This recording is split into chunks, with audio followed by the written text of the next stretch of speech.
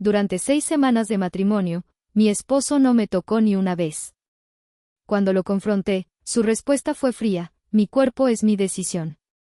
No puedes exigirme nada. Así que inicié el divorcio, pero lo que la ley descubrió sobre él sorprendió a todos. 6 semanas. Han pasado exactamente 42 días desde que dije, sí, acepto, en una hermosa hacienda a las afueras de Guadalajara, rodeada de bugambillas y de los rostros sonrientes de mis seres queridos. 42 días de un matrimonio que se sentía como un desierto helado. Mi nombre es Elara y, a mis 28 años, estaba parada en medio de nuestra habitación, sintiendo como el fino satín del camisón que había elegido con tanto esmero para nuestro aniversario de 6 semanas se sentía como una armadura inútil. Leonardo, mi esposo, estaba de espaldas a mí, la luz de la lámpara de noche dibujaba una silueta rígida y distante. Sus hombros, que una vez me parecieron el refugio más seguro del mundo, ahora formaban una muralla infranqueable. El silencio en la habitación era tan denso que podía sentirlo presionar mis oídos, un silencio roto solo por el sonido casi imperceptible de su pulgar deslizándose por la pantalla de su celular. Respiré hondo, reuniendo el poco valor que me quedaba después de semanas de rechazos sutiles y excusas vacías. Leo, mi voz salió como un susurro tembloroso, apenas audible. Él no se movió. Ni un músculo. Era como hablarle a una estatua de mármol. Leo, por favor, mírame. Lentamente, como si le costara un esfuerzo sobrehumano, giró la cabeza.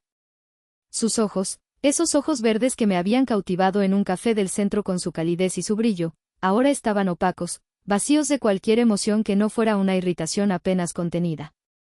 ¿Qué quieres, Elara?, preguntó. Su tono era plano, desprovisto del cariño que había usado tan pródigamente durante nuestro noviazgo.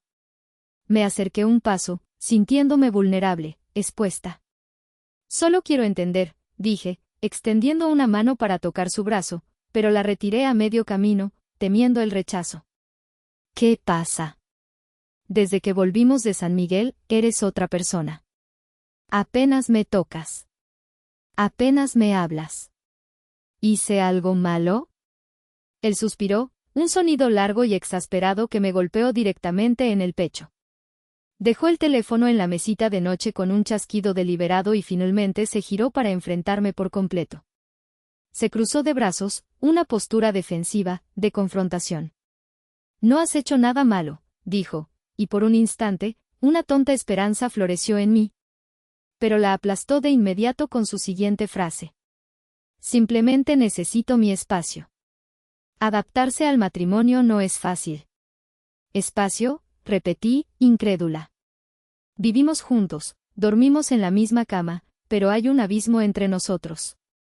No es espacio lo que pones entre nosotros, Leo, es un muro de hielo. Solo quiero un abrazo, una caricia, quiero a mi esposo. Una sonrisa torcida, carente de humor, se dibujó en sus labios.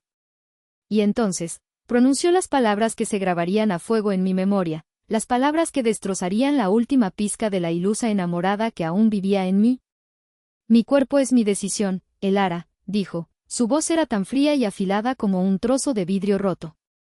El matrimonio no te da propiedad sobre mí. No puedes exigirme nada. Tienes que aprender a respetar mis límites. Cada palabra fue un golpe. Límites. Exigir. Propiedad. Usaba un lenguaje que sonaba moderno, casi terapéutico, pero lo empuñaba como un arma para herirme, para alejarme, para hacerme sentir como una extraña demandante y fuera de lugar en mi propia relación, en mi propia cama. Me quedé sin aliento, mirándolo fijamente, tratando de encontrar algún rastro del hombre que me había pedido matrimonio con lágrimas en los ojos, que me había prometido una vida de compañerismo y amor. No había nada. Solo un extraño con un rostro familiar y una crueldad que nunca había conocido. Se dio la vuelta, tomó su teléfono de nuevo y se metió en la cama, dándome la espalda una vez más, dejando claro que la conversación había terminado. Me quedé de pie en medio de la habitación, temblando. El frío no venía del aire de la noche, sino de la certeza devastadora que se asentaba en mi alma: mi matrimonio de cuento de hadas era una mentira. Y yo estaba completamente sola en ella. Mientras yacía en mi lado de la cama esa noche, a centímetros de su espalda pero a kilómetros de distancia, mi mente se negó a descansar. En lugar de eso, se convirtió en un proyector, reproduciendo una y otra vez la película de los últimos 8 meses, buscando pistas, buscando la grieta en la fachada perfecta que ahora se desmoronaba ante mis ojos. Lo conocí en una tarde lluviosa en El Arte del Café, mi lugar favorito en Tlaquepaque. Yo estaba dibujando en mi cuaderno de bocetos, tratando de capturar la forma en que las gotas de lluvia se aferraban a las hojas de la bugambilla afuera. Él se acercó a mi mesa con una sonrisa que podría haber desarmado ejércitos. «Disculpa que te moleste», dijo con una voz suave y profunda, «pero no pude evitar notar tu talento. Soy Leonardo». Ese fue el comienzo.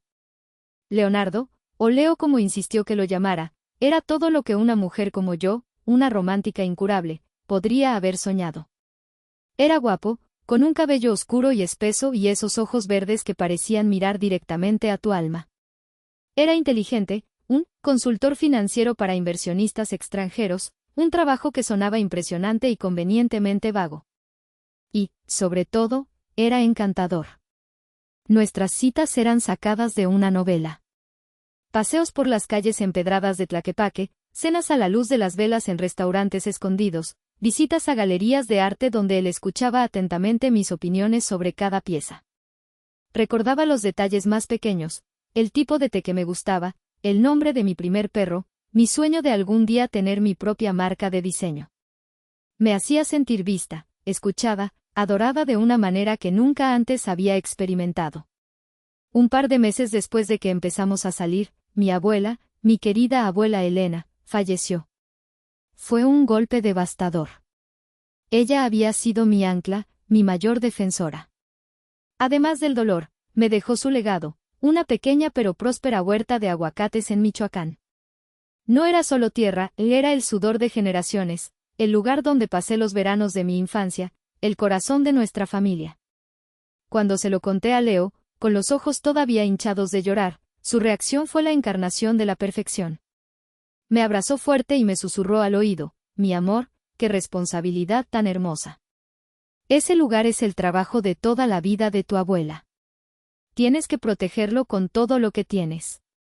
Sus palabras me consolaron, reforzando la imagen que tenía de él, un hombre que entendía el valor de la familia y el legado por encima del dinero. Fue él quien, unas semanas después, sacó a relucir el tema del acuerdo prenupcial. Lo hizo con una delicadeza magistral, durante una cena en casa que él mismo había preparado. «Elara, mi vida», comenzó, tomando mis manos entre las suyas sobre la mesa. «Te amo más de lo que jamás pensé que podría amar a alguien. Y porque te amo y te respeto, quiero que todo entre nosotros sea siempre claro y justo. He estado pensando, deberíamos considerar un acuerdo prenupcial». Vi la confusión en mi rostro y se apresuró a añadir, «No por desconfianza, jamás. Es para protegerte a ti. Para proteger la huerta de tu abuela.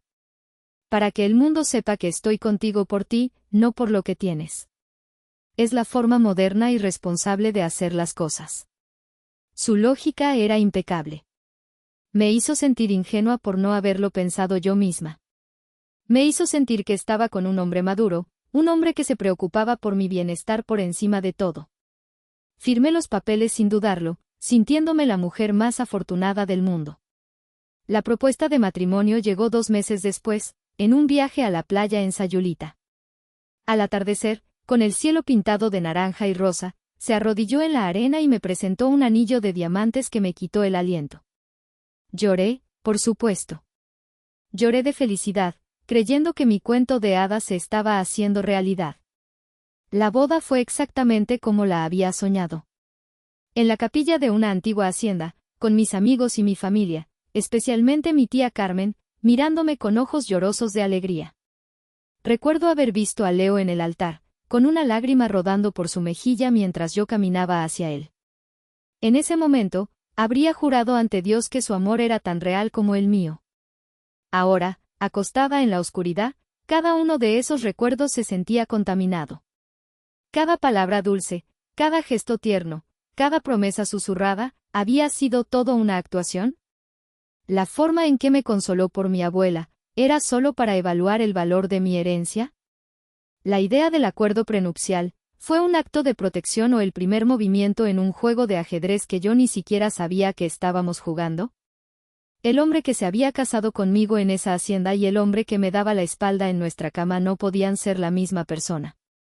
O peor aún, si lo eran. Y uno de ellos, el hombre del que me enamoré, nunca había existido en realidad. Era solo un disfraz, una máscara perfectamente elaborada para ocultar al extraño frío y calculador que ahora respiraba a mi lado. Y esa aterradora posibilidad me helaba la sangre mucho más que cualquier rechazo. Los días que siguieron a esa noche se convirtieron en una tortura silenciosa. La casa, que habíamos decorado juntos con tanta ilusión, se sentía ahora como un escenario de teatro donde cada uno interpretaba un papel. Yo interpretaba a la esposa confundida que intentaba mantener una apariencia de normalidad, y él interpretaba al esposo distante y preocupado, un papel que, me daba cuenta, se le daba demasiado bien. Su comportamiento se volvió cada vez más errático, casi obsesivo. Sus rutinas eran rígidas, mecánicas. Se levantaba a las 6 en punto, iba al gimnasio, volvía, se duchaba y se vestía con un traje impecable. Pero su trabajo era un misterio. Su teléfono se convirtió en una extensión de su mano, siempre vibrando, siempre recibiendo llamadas que lo obligaban a salir al balcón para hablar en susurros. Cosas de clientes, mi amor, decía si yo preguntaba. Confidencialidad. Empezó a tener viajes de negocios de último minuto. Un lunes era a Monterrey para cerrar un trato con unos inversionistas acereros. Un jueves era a Cancún para asesorar en un desarrollo hotelero. Volvía agotado, usando el cansancio como la excusa perfecta para evitar cualquier tipo de intimidad, a veces incluso durmiendo en el cuarto de huéspedes, para no molestarme con sus llamadas de madrugada. Yo intentaba romper el hielo, tender puentes. Preparaba sus platillos favoritos, le sugería ir al cine como hacíamos antes, le preguntaba por su día. Sus respuestas eran monosilábicas, evasivas. ¿Cómo te fue? Bien, ocupado. ¿Cerraste el trato? Casi, es complicado. Era como intentar sostener una conversación con una pared. La frustración y la soledad crecían dentro de mí como una mala hierba. Mi tía Carmen, que siempre ha tenido un sexto sentido para estas cosas, lo notó. Vino a comer un domingo, y Leo, convenientemente, tuvo que salir a una llamada de emergencia. Mientras recogíamos los platos, mi tía me miró fijamente con sus ojos sabios y penetrantes. ¿Todo bien, mija?, preguntó en voz baja. ¿Ese hombre te está tratando como te mereces? Intenté sonreír. Sí, tía, todo bien. Solo está muy estresado con el trabajo. Ella no pareció convencida. Dejó un plato en el fregadero y se secó las manos en el delantal. El trabajo estresa, sí. Pero un hombre que ama a su mujer busca refugio en ella, no huye de ella. Ten los ojos bien abiertos, Elara. A veces, lo que brilla mucho por fuera, por dentro está hueco. Sus palabras se quedaron resonando en mi cabeza. Esa noche, decidí hacer un último intento desesperado. Lo esperé en la sala, con una copa de vino para cada uno. Cuando llegó, se quitó el saco y aflojó la corbata, ni siquiera me miró. Leo, tenemos que hablar, dije, mi voz más firme de lo que me sentía. Él suspiró, el sonido universal de su fastidio. ¿Ahora qué, Elara? Esto, dije, haciendo un gesto que abarcaba el espacio vacío entre nosotros.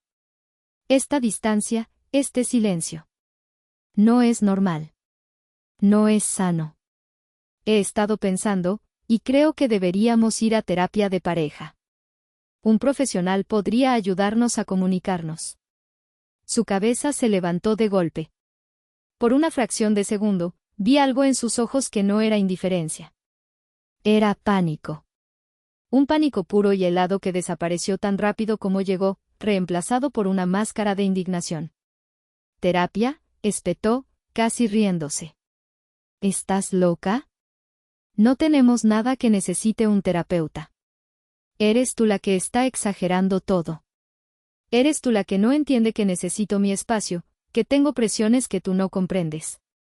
Claro que no las comprendo si no me hablas de ellas, exclamé, sintiendo las lágrimas de frustración picar en mis ojos. No necesito terapia, dijo, su voz bajando a un tono peligrosamente tranquilo. Lo que necesito es que dejes de ser tan demandante. Que dejes de analizar cada palabra y cada silencio. Que me dejes respirar. Si no puedes hacer eso, entonces el problema no es nuestro, Elara. El problema es tuyo. Se dio la vuelta y se fue a la habitación, dejándome sola en la sala, con las copas de vino intactas y el corazón hecho pedazos. No solo me había rechazado, me había culpado. Me estaba haciendo creer que yo era la loca, la exagerada, la problemática. Y por un momento terrible, casi le creí. Pero entonces, las palabras de mi tía Carmen volvieron a mí, ten los ojos bien abiertos.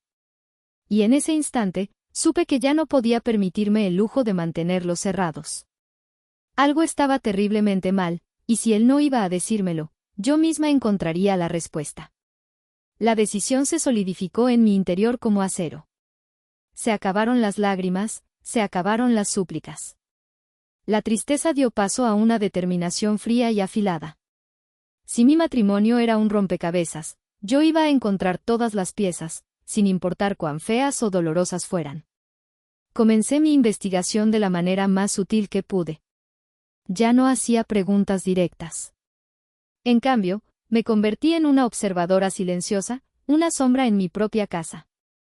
Notaba cómo siempre colocaba su teléfono boca abajo sobre las mesas. Notaba cómo borraba su historial de navegación cada noche. Pequeños actos de secretismo que antes habría ignorado, pero que ahora brillaban como luces de neón. La oportunidad se presentó un martes por la tarde.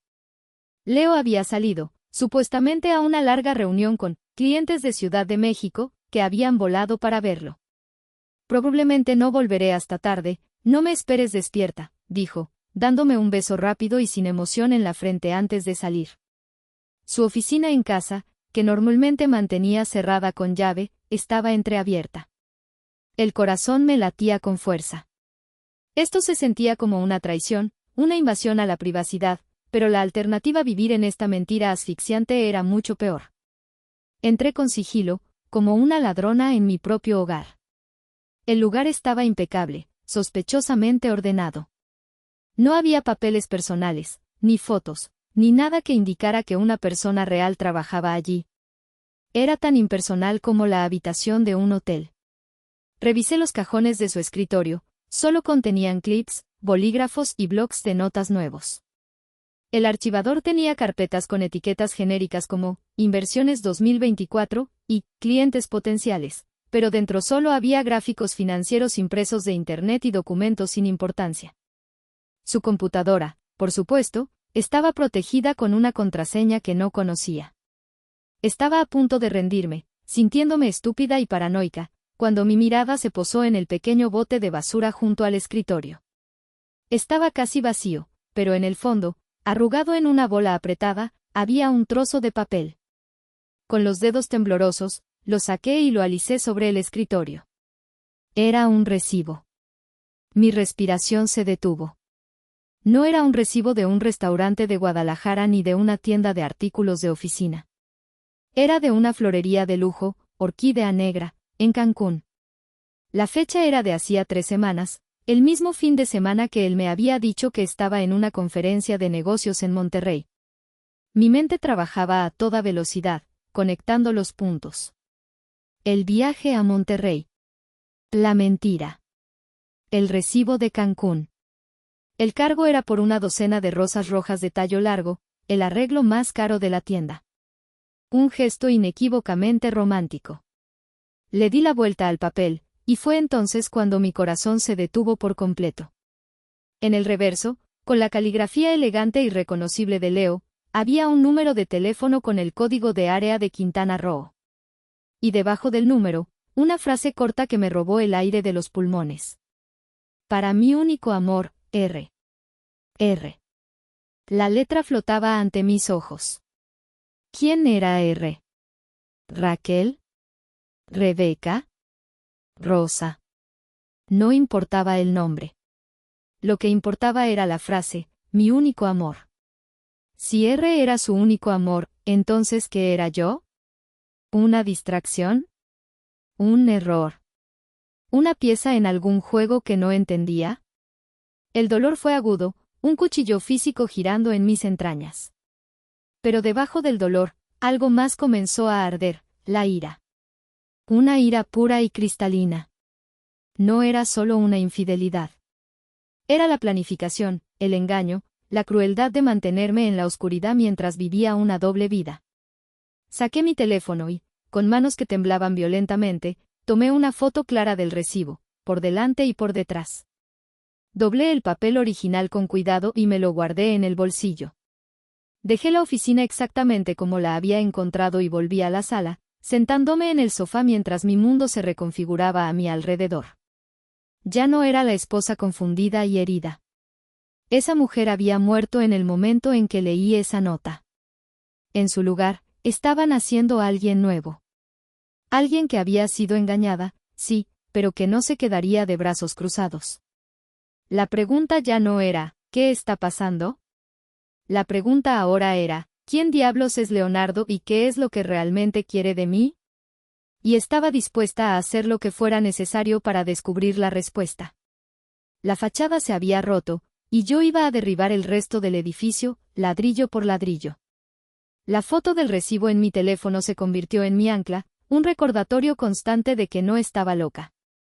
Mi siguiente paso fue arriesgado, pero necesario. Busqué en Internet el nombre de la supuesta firma de consultoría donde Leo afirmaba trabajar, Soluciones Financieras Globales. Encontré un número de teléfono y, con el corazón martillándome contra las costillas, marqué. Buenas tardes, Soluciones Financieras Globales, le atiende Patricia, dijo una voz profesional. Buenas tardes, respondí, tratando de que mi voz sonara casual. Quisiera hablar con Leonardo Vargas, por favor. Hubo una pausa. Pude oír el tecleo de un ordenador. Disculpe, ¿me puede repetir el nombre?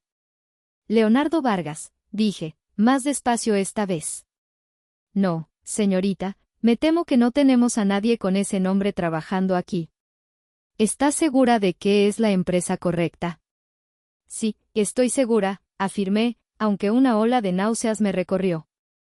Es consultor financiero. Lo siento mucho, pero aquí no trabaja ningún Leonardo Vargas. Nunca hemos tenido a nadie con ese nombre en nuestra plantilla. Colgué el teléfono, mi mano temblaba. Otra mentira. Una mentira fundamental, la base sobre la que había construido toda su identidad profesional. No solo me estaba engañando con otra mujer, también me estaba mintiendo sobre quién era. Esa misma tarde, decidí llevar mi vigilancia un paso más allá. Conduje hasta el imponente edificio de oficinas de cristal donde supuestamente estaba Soluciones Financieras Globales.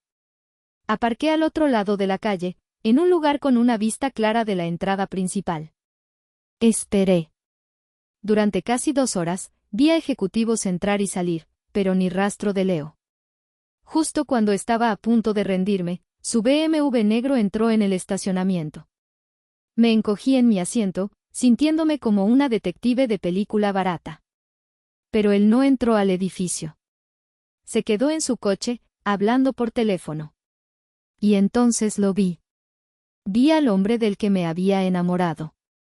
Estaba sonriendo, riendo a carcajadas, gesticulando con una mano mientras sostenía el teléfono con la otra.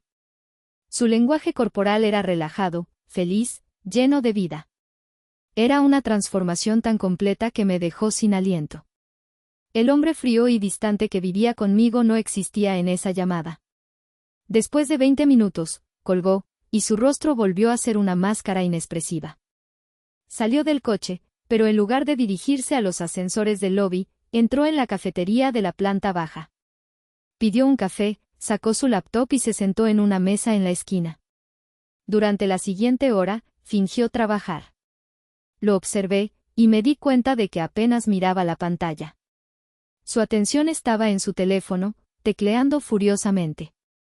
Era una actuación, un elaborado montaje para matar el tiempo.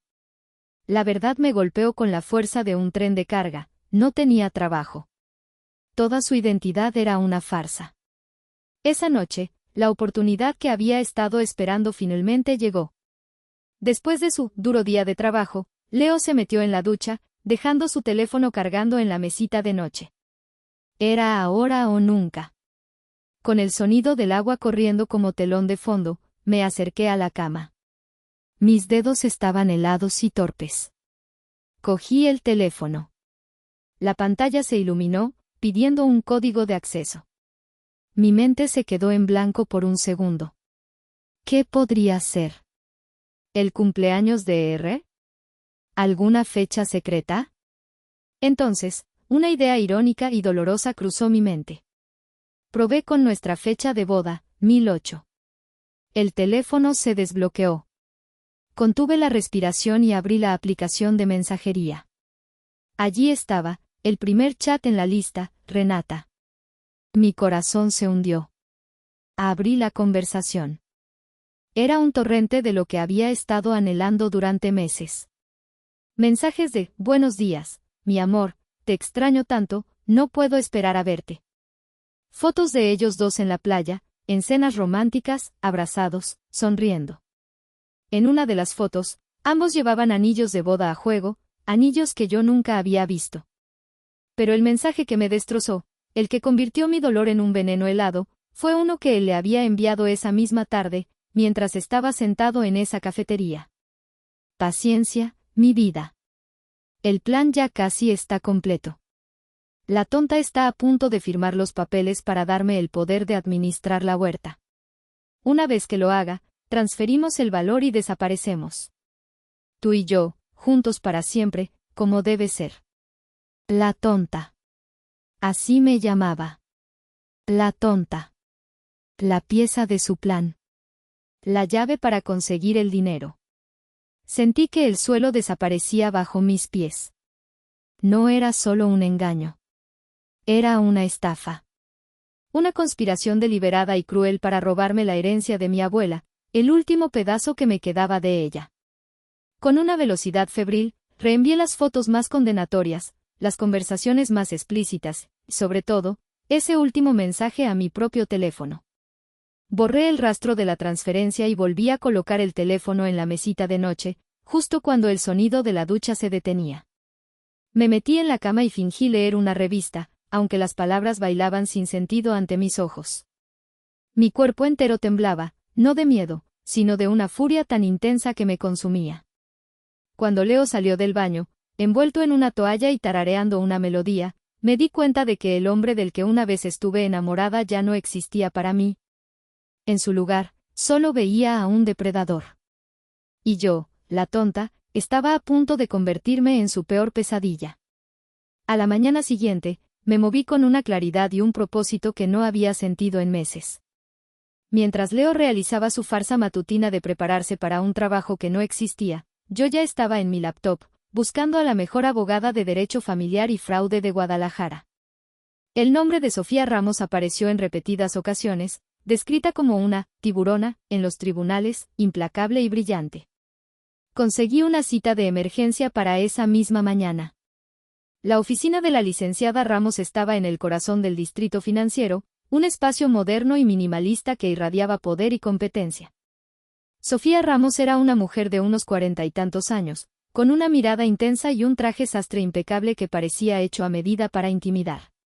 Me senté frente a su escritorio de cristal, sin preámbulos, le conté toda la historia, desde la primera noche de bodas hasta el mensaje que había descubierto en el teléfono de Leo. Le mostré las fotos, las conversaciones, la imagen del recibo de la florería. Ella escuchó en silencio, su rostro era una máscara de profesionalismo, asintiendo de vez en cuando. Cuando terminé, se reclinó en su silla y me miró fijamente durante un largo momento. Señora, bueno, Elara, dijo, su voz era tranquila pero cortante como el acero.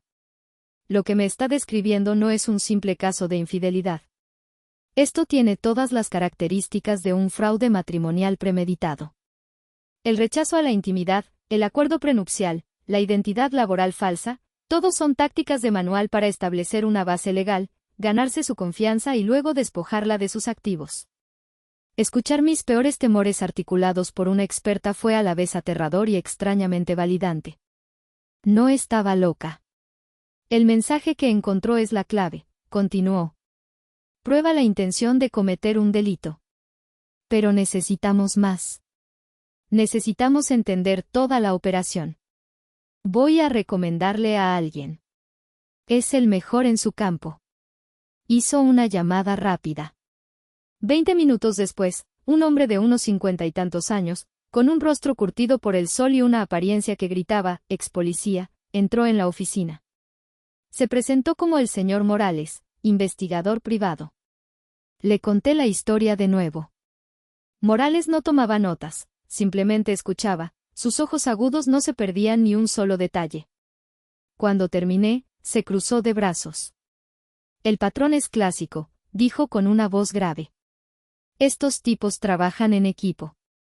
La tal Renata probablemente es su cómplice. Investigan a sus objetivos, mujeres con patrimonio, preferiblemente que hayan pasado por alguna vulnerabilidad emocional reciente, como la pérdida de un ser querido. Se venden como el príncipe azul, aceleran la relación y el matrimonio, y luego ejecutan la estafa. Me entregó un pequeño dispositivo, no más grande que un clip. Esto es un micrófono de alta sensibilidad, explicó. México es un estado de consentimiento de una parte. Mientras usted sea parte de la conversación, es legal grabar. Necesitamos que lo provoque. Hable del futuro de la huerta, de los papeles que quiere que firme. Necesitamos que admita su plan en una grabación. Salí de esa oficina sintiéndome como una espía en mi propia vida. Esa noche, durante la cena, seguí las instrucciones. Leo, he estado pensando, dije, mi voz cuidadosamente ensayada para sonar inocente. Tienes razón, tú eres el experto en finanzas. Creo que deberíamos empezar a mover los papeles para que puedas administrar la huerta. Podrías hacerla mucho más rentable. Vi un brillo fugaz de triunfo en sus ojos antes de que lo ocultara. Claro, mi amor, dijo, poniendo su mano sobre la mía. El contacto me dio escalofríos. Es una decisión inteligente. Prepararé los documentos mañana. 2 días después, el señor Morales me llamó. Su tono era urgente. Elara, necesito que nos veamos. Ahora mismo. En la oficina de la licenciada Ramos. El pánico se apoderó de mí. ¿Me habían descubierto? Cuando llegué, Morales y Ramos me esperaban. La abogada tenía una expresión sombría. Morales puso una carpeta sobre la mesa. Hemos estado investigando a Leonardo y a Renata, comenzó el detective. Hicimos una verificación de antecedentes completa. Y encontramos algo perturbador. Abrió la carpeta. Dentro había 2 actas de nacimiento. Una de Leonardo Vargas. La otra, de Renata Vargas. Mismos padres. Mismo domicilio. ¿Qué es esto?, pregunté, aunque una horrible sospecha ya se estaba formando en mi mente. Elara, dijo la licenciada Ramos suavemente. Renata no es su amante. Morales terminó la frase por ella, su voz no tenía rastro de emoción. Renata Vargas es su hermana. Su hermana de sangre. La habitación empezó a dar vueltas. La náusea subió por mi garganta. Las fotos románticas. Los mensajes de mi amor. La conspiración. No era solo una estafa. Era algo mucho más retorcido, más enfermo. Una sociedad incestuosa de crimen y engaño. Me tapé la boca con la mano, tratando de contener una arcada. Toda la estructura de su engaño se reveló en ese momento en toda su depravada fealdad.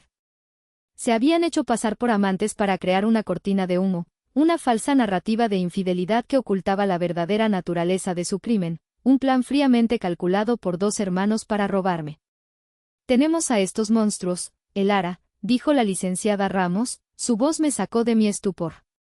Tenemos todo para destruirlos. Ahora, solo tenemos que tenderles la trampa perfecta. En ese momento, todo el dolor y la confusión se evaporaron, reemplazados por una resolución de hielo. Iban a pagar por lo que habían hecho. Iba a asegurarme de ello. El plan que trazamos en la oficina de la licenciada Ramos era audaz, arriesgado y, en su simplicidad, brillante. No íbamos a enfrentarnos a Leo. No íbamos a exponerlo. Íbamos a darle exactamente lo que creía que quería, guiándolo directamente a una jaula de la que no podría escapar. Durante la siguiente semana, interpreté el papel de mi vida. Me convertí en la esposa sumisa y arrepentida. Le pedí perdón por haber sido tan demandante y desconfiada. Le dije que su idea de la terapia había sido una exageración mía y que entendía su necesidad de espacio. Él se lo tragó todo, su ego era tan grande que no le permitía ver más allá de su propia arrogancia. Creía que me había doblegado, que finalmente me tenía justo donde quería. El viernes por la tarde, él se acercó a mí con una carpeta de cuero. Mi amor, aquí están los documentos de los que hablamos, dijo con una sonrisa condescendiente. Es un poder notarial general. Me permitirá gestionar las finanzas de la huerta, buscar mejores distribuidores, optimizar las ganancias. Es lo mejor para nuestro futuro. Tomé la carpeta, mi corazón latía con una mezcla de miedo y adrenalina.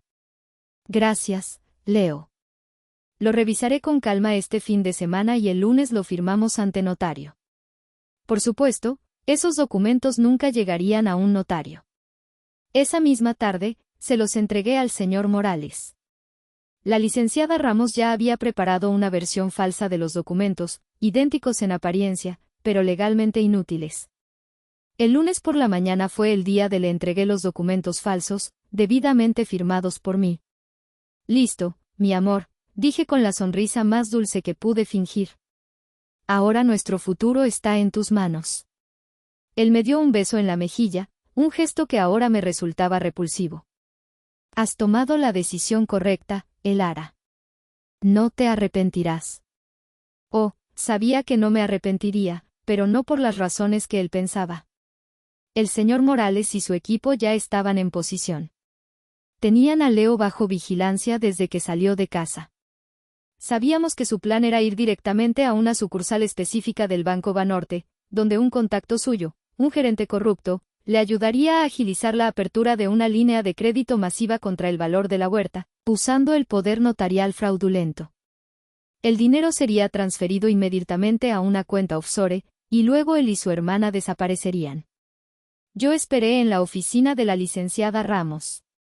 El tiempo se movía a una velocidad agónica. Cada tic-tac del reloj era una tortura. La abogada estaba tranquila, revisando otros casos, pero yo no podía quedarme quieta. Caminaba de un lado a otro, mirando mi teléfono cada 10 segundos. A las 11:32 de la mañana, mi teléfono vibró. Era un mensaje del señor Morales. Contenía solo 3 palabras. Paquete entregado. Se acabó. Me derrumbé en la silla más cercana, una ola de alivio tan abrumadora que me dejó sin aliento. Las lágrimas que había contenido durante semanas finalmente brotaron, pero no eran lágrimas de tristeza. Eran lágrimas de liberación. La licenciada Ramos colgó su propio teléfono, una sonrisa sombría en su rostro. La policía económica los arrestó en flagrancia. A él, a su hermana Renata que lo esperaba en el coche, y al gerente del banco. Los atraparon con los documentos falsos en la mano, intentando cometer un fraude millonario. Se acabó, Elara. Ganamos. Se acabó. La pesadilla había terminado. El hombre que había entrado en mi vida como un sueño se había revelado como un monstruo, y yo, la tonta, había sido quien le había cerrado las puertas de la jaula. El juicio fue un torbellino mediático, pero yo decidí mantenerme al margen, dejando que la abrumadora evidencia hablara por sí misma. Las grabaciones, los mensajes, los documentos falsos y el testimonio de otros expertos pintaron un cuadro irrefutable de la conspiración de los hermanos Vargas. Se descubrió que yo no era su primera víctima, le habían dejado un rastro de corazones rotos y cuentas bancarias vacías en al menos otros 3 estados. Pero conmigo, su suerte se había acabado. El veredicto fue rápido y contundente. Leonardo Vargas fue sentenciado a 12 años de prisión por fraude, falsificación de documentos y asociación delictuosa. Su hermana, Renata, recibió 8 años como cómplice. El gerente del banco también enfrentó cargos y perdió su carrera. La justicia, aunque lenta y dolorosa, había prevalecido. Unas semanas después del veredicto, estaba sentada en el porche de la casa de mi tía Carmen, bebiendo un café de olla mientras el sol de la tarde bañaba el jardín. El aire olía a tierra mojada y a jazmín. Por primera vez en casi un año, sentí una paz genuina. «Lo hiciste bien, mija», dijo mi tía, poniendo su mano sobre la mía. «Demostraste que no eres ninguna tonta. Eres fuerte, más fuerte de lo que crees». Miré mi reflejo en la taza de café. La mujer que me devolvía la mirada ya no era la misma. La ingenua romántica había desaparecido, reemplazada por alguien más cautelosa, sí, pero también más sabia y resiliente. La traición de Leo me había roto, pero de las ruinas, había construido una versión más fuerte de mí misma. La huerta de mi abuela estaba a salvo, su legado protegido. Y yo era libre. La venganza no había sido dulce, como dicen en las películas. Había sido necesaria. Fue un acto de autopreservación, una declaración de que mi vida, mi herencia y mi corazón tenían valor y no serían el daño colateral en la estafa de nadie. Y ahora, les pregunto a ustedes, los que han escuchado mi historia. ¿Hice lo correcto al llevarlo hasta las últimas consecuencias, asegurándome de que terminaran en la cárcel? ¿O debería haber buscado una forma diferente de resolverlo, quizás solo recuperar mi patrimonio y dejarlos ir? ¿Qué habrían hecho ustedes en mi lugar? Gracias por escuchar. Si te gustan este tipo de historias y quieres apoyar el canal, no olvides suscribirte y activar la campanita. Nos vemos en la próxima.